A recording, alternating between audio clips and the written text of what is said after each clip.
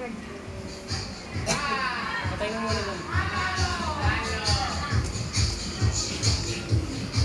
Nasaan na po 21?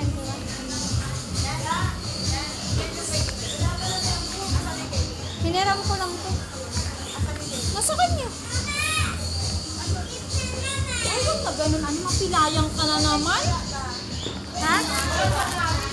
Nasa kanya nga. Thank you.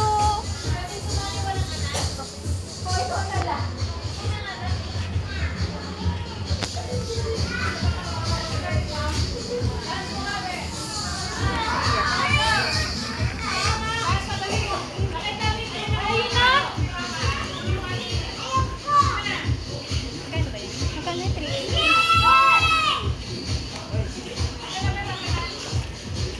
380 po yan. Apo. Okay na yan. Lagi ka na. Kuya, pakalagay nga doon sa lamesa.